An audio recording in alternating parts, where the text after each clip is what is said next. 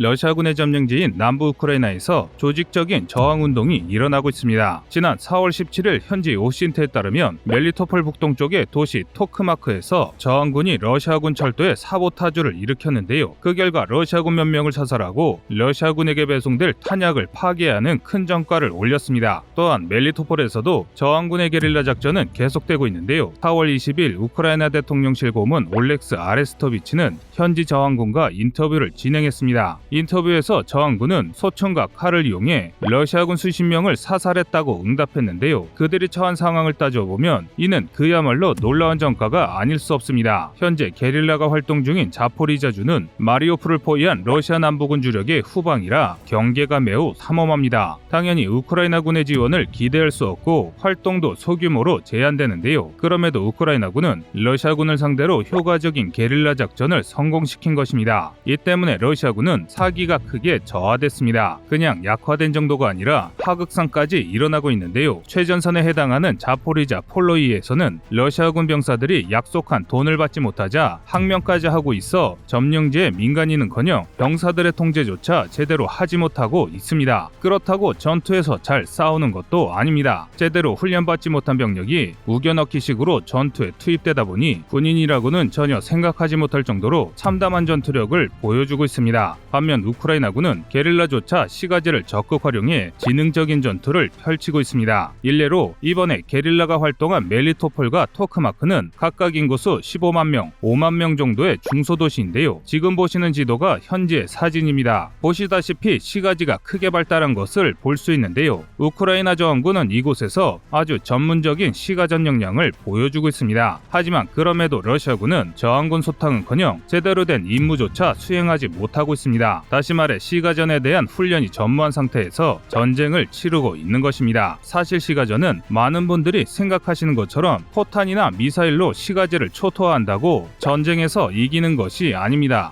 오히려 마리우폴처럼 무차별 포격하고 시가지로 진입했다가 무너진 시가지에 숨어있던 수비대에 큰 피해를 입은 러시아군처럼 손해만 볼 수 있습니다. 그래서 시가전은 다수의 훈련된 보병을 이용해 거점들을 차근차근 점령하는 식으로 이루어져야 합니다. 그런데 이것도 쉽지가 않습니다. 숫자로 밀어붙이기에는 병력이 너무 많이 소모됩니다. 예를 들어 작은 건물이라도 제대로 점거하기 위해서는 최소 8명이 필요합니다. 네 방향을 감시할 2인 1개조 4개가 필요하기 때문인데요. 심지어 시가지 소탕작전에는 더 많은 병력이 필요합니다. 다음 자료는 방해 진입할 때 보이는 시야를 표현한 그림인데요. 초록색 부분이 병사가 진입 시 보이는 구역, 주황색은 잘 안 보이는 구역, 붉은색은 아예 보이지 않는 구역입니다. 그림으로 보시면 사각지대가 의외로 많다는 것을 알 수 있는데요. 만약 저항군이 붉은색 구역에 숨어 기습하면 아무것도 모르고 진입한 병사들은 일방적인 피해를 받을 수밖에 없습니다. 이에 대항하기 위해서는 섬광수류탄을 투척하고 진입하거나 신속한 진입을 통해 사각지대를 전부 커버해야지만 간신히 해결이 가능합니다. 그러니까 지금 우리가 보는 러시아의 엉터리 병력으로 결사항전을 외치는 우크라이나군의 시가지를 돌파하는 것은 불가능합니다. 그런데 이건 남의 일이 아닙니다. 우리 국군 역시 러시아보다는 나을지 몰라도 시가전에 대한 대비가 상당히 부족합니다. 707 특임대, UDT 실과 같은 대테러 임무 위주의 부대는 시가전 훈련을 많이 하지만 일반적인 보병 부대에서는 시가전 훈련량이 거의 없는 것이 현실인데요. 그렇다고 아예 손을 놨다는 이야기는 아닙니다. 시가지 훈련장을 점차 증설하고 있고 시가전의 중요성을 인지해 관련 전술을 교육 중입니다. 하지만 아직도 대부분의 야전 부대에서는 전투 기술만 숙달하는 부대가 대다수라고 해도 과언이 아닙니다. 이는 굉장히 심각한 문제입니다. 시가전에 대한 이해가 없이 전쟁이 났을 때 러시아군처럼 엄청난 인명 손실이 일어날 수 있는데요. 그 이유는 바로 북한의 시가지들 때문입니다. 북한은 평양을 제외하고는 고층 건물이 없어 빌딩 숲이 많은 거대 도시는 가지고 있지 않지만 주요 길목을 따라 도심지가 배치되어 있습니다. 특히 서부전선의 개성과 사리원, 중부전선의 평강군과 같이 시가전에 유리한 지형이 많기 때문에 시가지 점령이 굉장히 어렵습니다. 이를 해결하기 위해서는 우리 대한민국 육군도 시가전 훈련을 더욱 강화해야 하는데요. 즉 지금의 현대전에서 시가전은 선택이 아닌 필수가 됐습니다. 현재 러시아가 우크라이나군을 상대로 처참하게 패하는 이유도 과거 2차 대전 때 전술교리와 구식화된 훈련만 고집하다 시대의 흐름을 못 따라간 대표적인 사례라 할 수 있는데요. 이 때문에 우리 대한민국도 일선 부대의 시가전 훈련량을 늘리고 시가전 전문 부대를 양성해 시가전에 대비하지 않는다면 우리 역시 러시아 러시아군과 같은 큰 피해를 겪을 수도 있습니다. 지금 벌어지고 있는 현대전장은 화력지휘 무기로만 승리를 장담할 수 없는 전장으로 변했습니다. 이상 꺼리투브였습니다.